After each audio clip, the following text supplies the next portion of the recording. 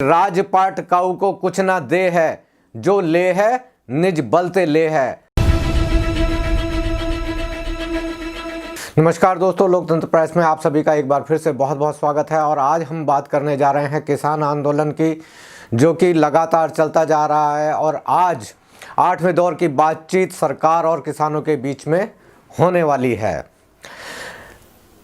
दोस्तों, हालांकि ये बातचीत, अगर इसको हम ऊपरी तौर पर कहें तो एक बेमानी बातचीत है, क्योंकि सरकार अपना फैसला बदलने वाली नहीं है। सरकार ने ये बात स्पष्ट कर दी है कि किसान कानून रद्द करने के अलावा कुछ और बात कहे हैं, जब किसान कानून रद्द करने पर ही अड़े हुए हैं। जैसा कि कुछ लोग बात करते जा रहे हैं कि कोई सरकार और किसान बीच का कोई रास्ता निकालें, तो दोस्तों हम बता देते हैं कि इस लड़ाई में बीच का रास्ता कुछ भी नज़र नहीं आ रहा है, क्योंकि ये जो कानून है किसानों के मौलिक अधिकारों को ख़त्म करते हैं। और इस देश में, लोकतांत्रिक देश में, ऐसे किसी भी कानून को बर्दाश्त नहीं किया जा सकता कि वो किसी के भी मौलिक अधिकारों को ख़त्म करें। जैसा कि आप जानते हैं कि किसान ये बोल रहे हैं कि एमएसपी की गारंटी उन्हें लिख कर चाहिए, तो सरकार मुंह जबानी कह रही है कि नहीं, हम एमएसपी की गारंटी नहीं दे सकते। लेकिन वहीं उसके विपरीत कमाल की बात है, अडानी एग्रो लॉजिस्टिक को सरकार ने 30 साल का लिखकर कॉन्ट्रैक्ट दिया है। अब खास बात सुनिए, जिसका जो मूल मंतव्य है आज की प्रेस वार्ता का, वो ये है कि भारत सरकार AALL, जो जिसका मतलब अडानी एग्रो लॉजिस्टिक्स लिमिटेड है, भारत सरकार उनको स्टोरेज का पर टन का जो कॉन्ट्रैक्ट है वो गारंटी करती है। ये भारत सरकार गारंटी देती है उनको कि आपको पर टन हम इतना पैसा तो देंगे ही, और 1 साल के लिए नहीं, 2 साल के लिए भी नहीं, 30 साल के लिए। 30 साल का कॉन्ट्रैक्ट भारत सरकार अडानी एग्रो लॉजिस्टिक्स लिमिटेड को गारंटी करके देती है कि हम आपसे इतना स्टोरेज आपने जो स्टोरेज बनाया है उसका करेंगे ही। और ध्यान रहे, जो ये गारंटी का जो पैसा है ये प्रतिवर्ष इन्फ्लेशन के आधार पे बढ़ेगा भी। एक तरफ तो किसान जो आज 39वें दिन 39th डे अपने एमएसपी की लीगल गारंटी के लिए 57 से ज्यादा लोग शहीद हो गए, 3 लोगों ने अपने शरीर त्याग दिए उनके समर्थन में, उनको गारंटी नहीं मिलती है। 30 साल की गारंटी मिलती है AALL, Adani agro logistics limited. और गारंटी मिलने के बाद 30 साल के बाद ना केवल गारंटी रेवेन्यू की ना केवल गारंटी, प्रतिवर्ष रेवेन्यू को इन्फ्लेशन से लिंक कर दिया गया है कि जैसे जैसे इन्फ्लेशन होगा इकोनॉमी, रेवेन्यू भी उनकी बढ़ती जाएगी। आदरणीय सरकार, आदरणीय नरेंद्र तोमर जी, आदरणीय नरेंद्र मोदी जी, इस तरह का कॉन्ट्रैक्ट किसान के साथ क्यों नहीं हो सकता? कि सुप्रीम कोर्ट ने आगे बढ़कर जिस तरीके से इस बारे में सरकार से कहा है कि अगर किसान इसी तरीके से बैठे रहे तो इससे कोरोना की स्थिति बहुत बिगड़ सकती है। कमाल की बात है कि सुप्रीम कोर्ट जी को ये भी नहीं दिखता है कि जब बंगाल में, बिहार में इतनी बड़ी बड़ी रैलियां होती हैं, लाखों लोग घूमते हैं बिना मास्क के, तब सरकार को या सुप्रीम कोर्ट को इस बात का बिल्कुल भी ख्याल नहीं आता है कि वहाँ कोरोना फैल सकता है। लेकिन किसान अगर अपनी जायज़ मांगों के लिए बैठे हुए हैं, धरने पर बैठे हुए हैं, तो वहाँ से कोरोना फैलने का बड़ा डर है। इसके अलावा दोस्तों, हम बात करते हैं उत्तर प्रदेश के बदायूं जिले में, जिस तरीके से एक महिला का एक पुजारी ने गैंग रेप किया और उसके बाद में उसकी हत्या कर दी। उसके बाद में वहाँ की महिला आयोग की अध्यक्ष क्या कहती हैं, आप ज़रा ये भी सुन लीजिए। बड़े शर्म की बात है कि वो कहने को तो महिला अधिकारों के लिए फाइट करने वाली एक संस्था है, लेकिन बात ऐसे कर रही है कि जैसे मान लो किसी मठ से आई हो वो। आप इनको भी सुन लीजिए। किसी के प्रभाव में महिला को समय असमय नहीं पहुंचना चाहिए।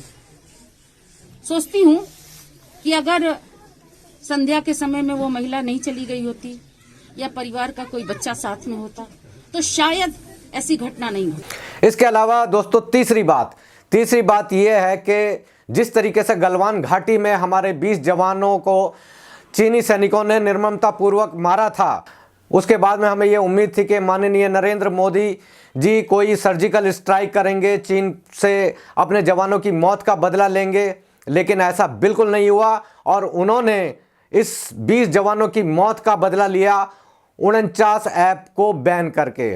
कमाल की बात है कि 49 ऐप बैन कर दिए 20 जवानों की जीवन के बदले में, और फिर अपने आप को कहते हैं मोदी जी के चिर परिचित जो अंदाज हैं, आपने पुराने भाषण भी सुने होंगे कि मोदी जी कहते हैं मैं तो घर में घुसकर मारता हूं, मैं बदला लेने की मेरी फितरत है। तो भाई ये जो जवान मरे हैं गलवान घाटी में, जो हमारे जवान शहीद हुए हैं, इनकी मौत का बदला कब लेंगे? मैं इस सरकार की बेशर्मी की सबसे बड़ी बात बता देता हूं दोस्तों कि जिस वक्त में गलवान घाटी में हमारे 20 जवान शहीद हुए थे, ठीक उसी वक्त में इस सरकार ने बैंक ऑफ चाइना से 100 अरब डॉलर का कर्जा लिया था।